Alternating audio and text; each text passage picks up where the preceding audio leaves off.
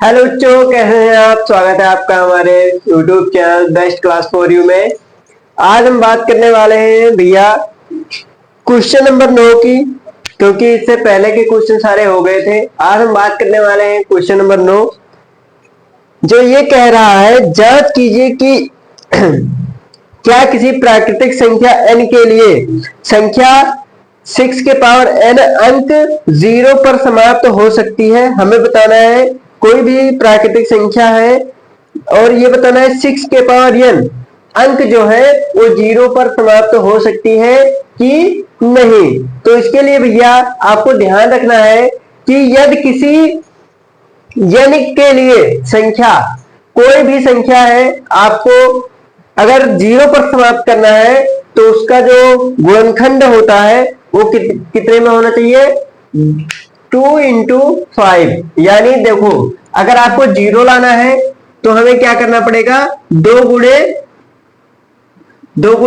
5, तभी तो 0 आएगा भैया। 5 दूनी 10, तभी तो 0 आएगा।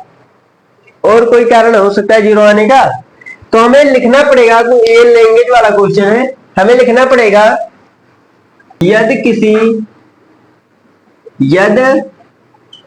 किसी संख्या n के लिए, है ना, n के लिए 6 के पावर संख्या 6 के पावर n शून्य पर समाप्त होगी। 6 के पावर संख्या 6 के पावर n पर 6 के पावर n पर समाप्त होगी। कब होगी भैया, जब संख्या क्या हो, जब उसके अभाज्य गुणनखंड में, क्या,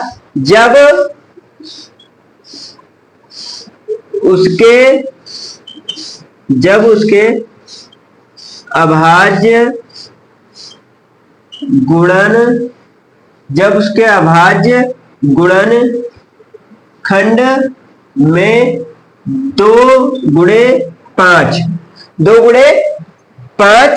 गुणनखंड में 2 गुणे 5 आना या आनी चाहिए। 2 गुणे, अब भैया कोई भी संख्या है ना, कोई भी संख्या है 0 पर समाप्त तभी होगी जब उसका अभाज्य गुणनखंड क्या होगा, 2 गुणे 5 में होगा। 2 गुणे 5 में होगा। अब मान लीजिए हमारे पास ये संख्या है 12 के पावर n, 12 के पावर n। अब आपसे कह दिया जाए कि ये 0 पे समाप्त होगी कि नहीं, तो इसका जो प्राइम फैक्टर होगा यानी अभाज्य गुणनखंड होगा वो कितना होगा, 2 गुणे 3। अब बताइए भैया, 2 के पावर 5, मतलब सॉरी 2 के पावर 5 नहीं, 2 गुणे 5, ये वाली संख्या आ रही है, नहीं आ रही है, तो हम कह सकते हैं कि ये 0 पे समाप्त होगी, नहीं कह सकते भैया, ये 0 पे समाप्त नहीं होगी। तो 0 पे समाप्त तब होगी भैया जब हमारा अभाज्य गुणनखंड 2 गुणे 5 के रूप में होगा। अगर ऐसा मिल रहा है तो 0 पे समाप्त होगी, अगर ऐसा नहीं है तो 0 पे समाप्त नहीं होगी। अब मान लीजिए जैसे हमारे पास ये 10 के पावर n है ना, 10 के पावर n। अब कह रहा है ये 0 पे समाप्त होगी, तो देख लेते हैं 0 पे समाप्त होगी कि नहीं। इसका प्राइम फैक्टर कर दीजिए, 2 गुणे 5 आएगा, है ना, 2 गुणे 5। हम कह सकते हैं कि ये 0 पे समाप्त होगी कि नहीं होगी। अब पावर में चाहे जो लगे, इसका भाज्य गुणनखंड कितना आ रहा है, 2 गुणे 5, तो हम कह सकते हैं भैया ये संख्या जो है किस पे, 0 पे समाप्त होगी। 2 गुणे 5 यानी उसका जो प्राइम फैक्टर आना चाहिए वो 2 गुणे 5 के रूप में ही आना चाहिए। तो हम, हाँ, संख्या कौन सा था, संख्या हमारा था भैया 6 के पावर n। अब हम 6 का फैक्टर करते हैं, 6 का जब फैक्टर करेंगे तो कितना आएगा, 2 गुणे 3, 2 गुणे 3। अब बताइए 2 गुणे 3 जो है ये 0 पे समाप्त होगी कि नहीं, 0 पे समाप्त नहीं होगी भैया। अतः कह सकते हैं अतः यह 0 पर समाप्त नहीं होगी, क्योंकि इसका जो अभाज्य गुणनखंड है, क्योंकि इसका अभाज्य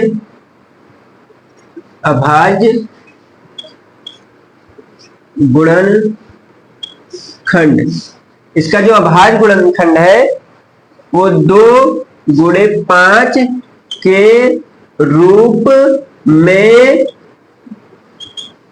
नहीं है।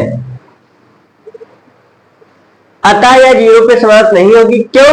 क्योंकि इसका अभाज्य गुणनखंड 2 गुणे 5 के रूप में नहीं है। अगर भैया 2 गुणे 5 के रूप में होता तो हम सीधा सीधा कह सकते थे कि ये 0 पे समाप्त हो जाएगी, लेकिन ये नहीं है, अतः कह सकते हैं कि ये 0 पे समाप्त नहीं होगी। चलिए क्वेश्चन नोट कर लीजिए। क्वेश्चन नंबर 10 देखो भैया, व्याख्या कीजिए 7 गुणे 11 गुणे 13 प्लस 13 और 7 गुणे 6 गुणे 5 गुणे 4 गुणे 3 गुणे 2 गुणे 1 प्लस 5 भाज्य संख्या क्यों है। इसका हमें बताना है ये भाज्य क्यों है। चलिए बहुत सिंपल सवाल है भैया, बहुत सिंपल सवाल है। अगर हमारी वीडियो आपको अच्छी लगे तो लाइक शेयर कमेंट जरूर करें और भैया हमारे चैनल को सब्सक्राइब कर लीजिए ताकि आपको नोट्स वगैरह बढ़िया से मिलता रहे। चलो क्वेश्चन नंबर 10 देखो। क्वेश्चन नंबर 10 में हमें बताना है कि भाज्य क्यों है। तो सीधा सीधा हम सबसे पहले भैया लिख लेते हैं भाज्य और अभाज्य, है ना। भाज्य किसे कहते हैं, अभाज्य किसे कहते हैं, ठीक। भाज्य और अभाज्य, भाज्य कब होगा और अभाज्य कब होगा, यानी कंपोजिट नंबर कब होगा और प्राइम नंबर कब होगा। भाज्य संख्या सबसे पहले अभाज्य देख लेते हैं। भाज्य संख्या, अभाज्य संख्या वही संख्या होता है भैया जो केवल स्वयं से कटे और एक से कटे, जो केवल एक और स्वयं से कटे, अन्य किसी से ना कटे, वो क्या है, हमारा अभाज्य संख्या है। और भाज्य संख्या जो स्वयं और एक के अलावा अन्य किसी संख्या से भी कट जाए, यानी इसका हम कह सकते हैं कि जिनमें केवल 2 गुणनखंड होते हैं, जिनमें केवल 2 गुणनखंड होते हैं वो क्या है, अभाज्य है। क्या है, अभाज्य है। अभाज्य को हम क्या कहते हैं, प्राइम नंबर। क्या कहते हैं, प्राइम नंबर। जैसे कि हमारा हो गया, ठीक है, 2 3 5 7 11 और फिर 13, ऐसे डॉट डॉट बहुत सारे नंबर है। अब बात कर लेते हैं अभाज्य संख्या। अभाज्य संख्या यानी कंपोजिट नंबर। कौन सा नंबर, कंपोजिट नंबर। अब कंपोजिट नंबर क्या होगा, कंपोजिट नंबर भैया वही जिस इसमें 2 है, इसमें 2 के अलावा अन्य कोई और नंबर हो जाए, 3 4 5, ठीक है, 2 के अलावा और सारे और ढेर सारे गुणनखंड हो जाए, मतलब 3 4 5 गुणनखंड हो जाए, वो क्या है, एक कंपोजिट नंबर है, यानी भाज्य संख्या है। अब जो भाज्य संख्या देख लीजिए, जैसे 4 हो गया हमारा, 6 हो गया, है ना, 4 हो गया, 6 हो गया, 8 हो गया। क्यों, देखो ये हमारा 1 से कट रहा है, 2 से कट रहा है और फिर 4 से कट रहा है, यानी इसके जो फैक्टर हुए वो कितने खंड हुए, यानी गुणनखंड कितने हुए, 3 हो गए। और देखिए 6 यहाँ किससे कट रहा है, 1 से तो कटना ही कटना है, 2 से कटना ही कटना है, 3 से भैया कटना ही कटना है और फिर 6 से कटेगा, यानी इसके कितने खंड हुए, 4 गुणनखंड हो गए। अब 8 को देख लेते हैं। 8 भैया 1 से कटेगा, 2 से कटेगा और फिर 4 से कटेगा, स्वयं 8 से भी कटेगा, है ना। इसके 4, इसके कितने खंड हो भैया, 2 के अतिरिक्त 3 4 5। लेकिन हमारा जो अभाज्य संख्या है इसमें केवल 2 ही गुणनखंड होते हैं, या फिर वो स्वयं से करता है या फिर 1 से करता है, अन्य कोई नंबर इसे नहीं काट सकता, अन्य कोई नंबर इसे नहीं काट सकता। चलिए देखिए, अब जैसे हम 2 ले रहे हैं तो 2 को भैया या फिर एक काटेगा, है ना, या फिर स्वयं से कटेगा, या फिर स्वयं से कटेगा। 3 को देख लेते हैं भैया, 3 या फिर 1 से कटेगा या फिर 3 से कटेगा। 5 को देख लो, या फिर 1 से कटेगा या फिर 5 से कटेगा। 7 भी ऐसे है भैया, यानी कंपोजिट नंबर या फिर स्वयं से करते हैं या फिर 1 से करते हैं, यानी किसी नंबर से नहीं करते। ये इसका काम खत्म हो गया। भाज्य भाज्य का समझ आ गया आपको? आई होप कि आपको बहुत अच्छे से समझ आया होगा। अगर आप हमारे चैनल पर नए हैं भैया तो चैनल को सब्सक्राइब जरूर करें।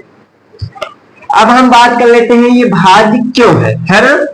टॉपिक तो यही है, भाज्य क्यों है, हमारा क्वेश्चन भी यही है, भाज्य क्यों है। तो हम बताते हैं भैया भाज्य क्यों है।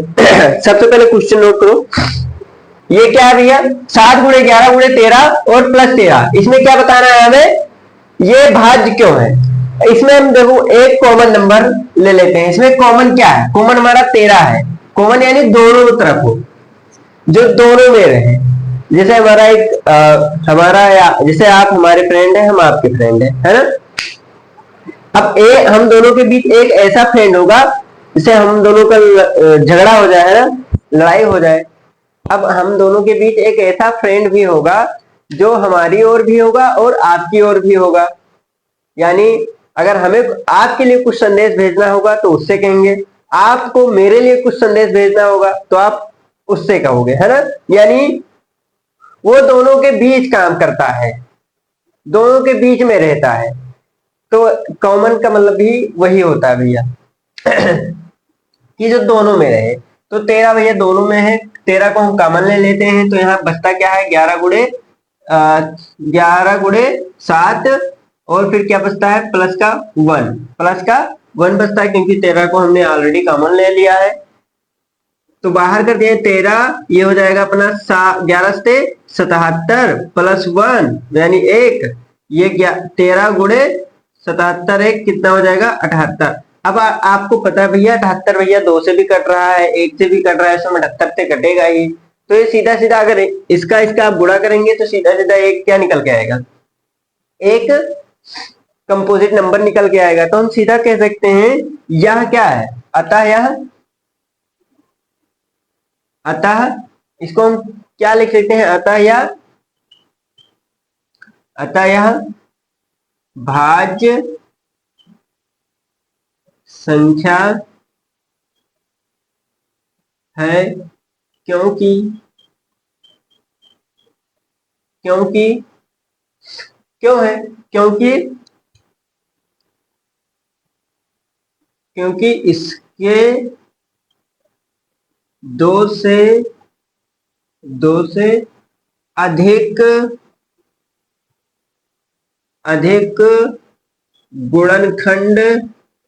गुणनखंड प्राप्त हो रहे हैं। इसके भैया 2 से अधिक गुणनखंड प्राप्त हो रहे हैं, इसलिए सीधा सीधा क्या है? कंपोजिट नंबर है। क्या है? कंपोजिट नंबर है। पुनः दूसरा भैया देख लो, दूसरा क्या है? 7 गुणे 6 गुणे 5 गुणे 4 गुणे 3 गुणे 2 और गुणे कितना है? 1 प्लस का 5 है। प्लस का कितना है? 5 है। अब इसमें भी बताना है, इसमें देखो कॉमन क्या है? कॉमन भैया हमारा है 5। इसमें कॉमन क्या है? 5।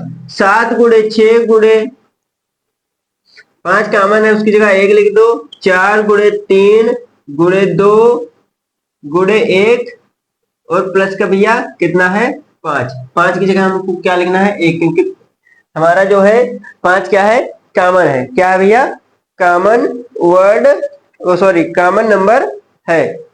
अब इसको गुणा करेंगे आप, जब आप इसको गुणा करेंगे भैया तो ये कितना निकल के आएगा? 5 गुणे, इसको आप गुणा करेंगे तो ये निकल के आएगा भैया 1008। कितना निकल के आएगा? 1008। गुणा आप कर लेंगे, नहीं आता तो बता दीजिएगा, हम करके दिखा देंगे, ठीक। अब इसको जोड़ दीजिए, कितना हो जाएगा? जोड़ने पर ये आ जाएगा अपना 1009। कितना निकल के आ गया? 1009।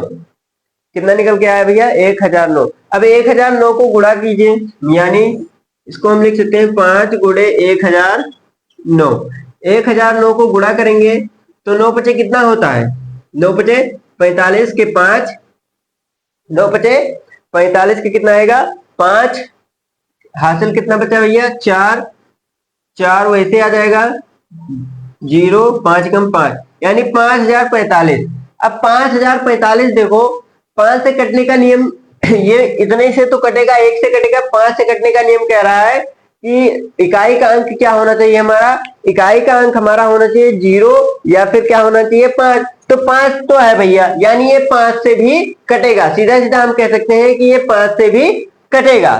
तो हम सीधा लिख दे रहे हैं अतः यह भी, अतः यह कौन सी संख्या होगी भैया?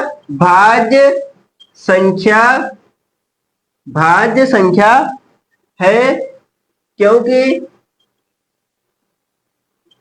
क्योंकि इसके इसके दो से अधिक गुणनखंड,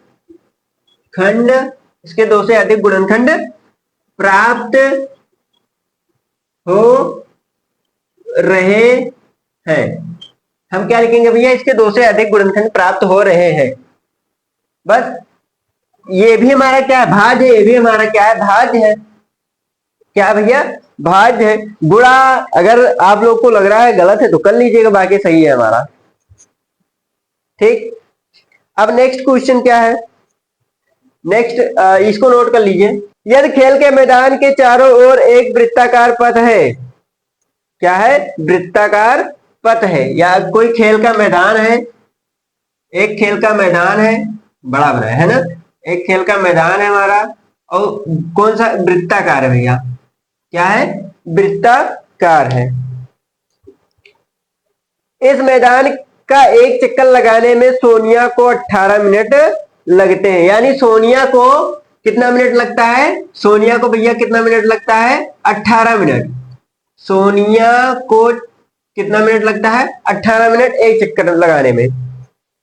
और फिर जबकि इसी मैदान का एक चक्कर लगाने में रवि को 12 मिनट लगता है। जबकि इसी चक्कर को रवि को लगाने के लिए हमें कितना मिनट लगता है? 12 मिनट लगता है। यानी जब रवि लगाता है, रवि कितने मिनट में लगाता है? 12 मिनट में। ठीक, रवि एक चक्कर कितने मिनट में लगाता है? 12 मिनट में। मान लीजिए कि वे दोनों एक ही स्थान और एक ही समय पर चलना प्रारंभ करते हैं। यानी दोनों एक ही स्थान से चलना प्रारंभ करते हैं।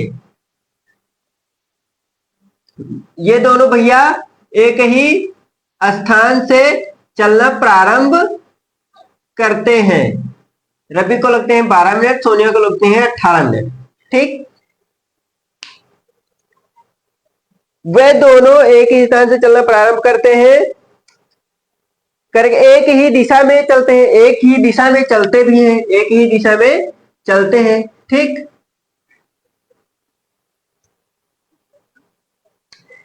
कितने समय बाद वे पुनः प्रारंभिक स्थान पर मिलेंगे? चलो, कितने समय बाद वो एक स्थान पे मिलेंगे? अब भैया देखो, आप सीधा सीधा लिखेंगे सोनिया को एक चक्कर लगाने में लगा समय।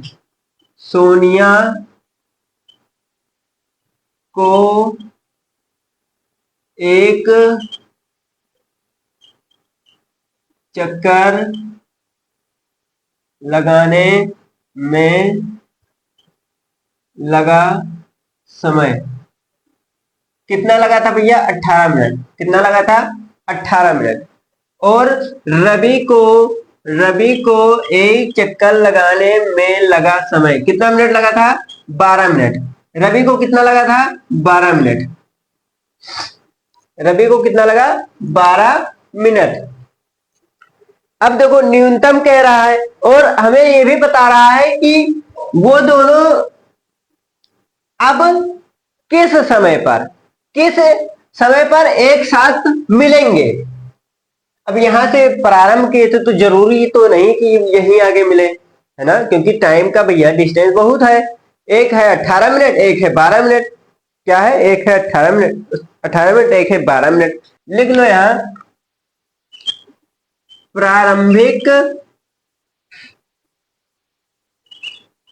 प्रारंभिक बिंदु बिंदु से 18 और 12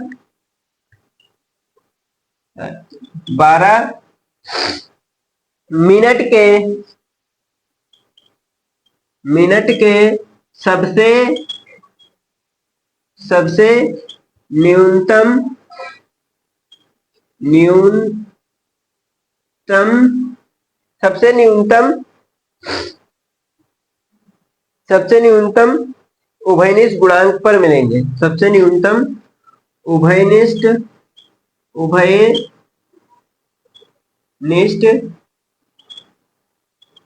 गुणांक पर मिलेंगे। सबसे उभयनिष्ठ बात जब न्यूनतम की करे भैया तो आपको एलसीएम निकालना है। जब बात न्यूनतम की कर रहा है तो हमें एलसीएम ही निकालना है। तो किसका एलसीएम निकालना है, जब देखो मिनट के सबसे न्यूनतम उभयनिष्ठ गुणांक पर मिलेंगे तब में क्या करना है, एलसीएम फाइंड करना है। एलसीएम किसके बीच फाइंड करना है, 18 और 12 के बीच हमें क्या निकालना है, एलसीएम। तो 12 का फैक्टर कर दीजिए, 18 का फैक्टर करेंगे तो कितना आएगा, 2 गुणे 3 गुणे 3, और 12 का जब फैक्टर करेंगे तो कितना निकल के आएगा, 2 गुणे 2 गुणे 3। हमें क्या निकालना है, एलसीएम। क्या निकालना है, एलसीएम।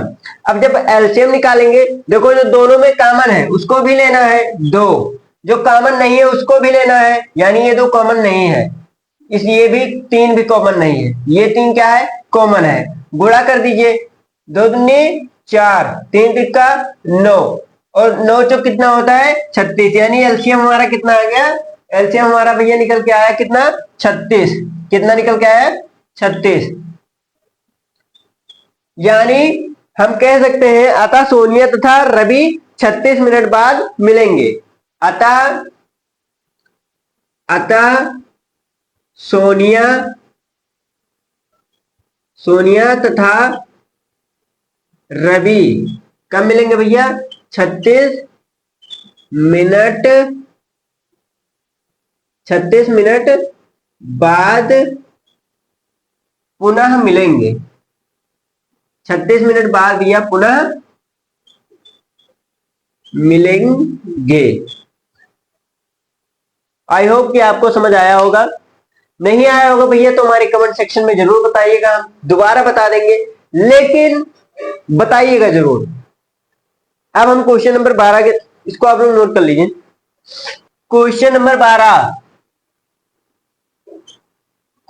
12। अब आप लोग ये मत कहिएगा कि हमें नहीं आता, बहुत ही आसान है। क्वेश्चन पढ़िए, नीचे दी गई आकृति में एक्स और वाई के मान ज्ञात करना है। एक्स और वाई का मान ज्ञात करना है। देखो एक्स का वैल्यू जब आप निकालेंगे, हम हिंट दे रहे हैं, बाकी आप कीजिएगा। जब तक आप करेंगे नहीं भैया तब तक आप लगा नहीं पाएंगे। जब आप लगाने का प्रयास करेंगे तभी लगेगा, ठीक। तो लगाइए, जो होमवर्क दे रहे हैं उसे लगाइए। बाकी अगर नहीं लगता तो आप जाके हमारे टेलीग्राम चैनल ज्वाइन कर लीजिए, उस पर जो सवाल हम होमवर्क देते हैं वो ऑलरेडी टेलीग्राम पर डाल देते हैं, वहां से आप जाके देख लीजिएगा। नहीं लगेगा तब देखिएगा, अगर लग रहा है तो लगा लीजिएगा, ठीक। 12 नंबर भैया ट्री मेथड है, एक्स और वाई का मान ज्ञात करना है। तो एक्स का वैल्यू जब ज्ञात करेंगे तो हमें क्या, देखो 3 गुणे 195, 3 गुणे 195 जो आएगा वही क्या हमारा एक्स की वैल्यू हो जाएगा। अब बात कर रहा है वाई की, है ना। वाई की वैल्यू कब निकलेगा, जब हमें 13 गुणे 5, यानी 13 गुणे 5, 13 गुणे 5 करेंगे तो हमें वाई का वैल्यू पता चल जाएगा। और बस,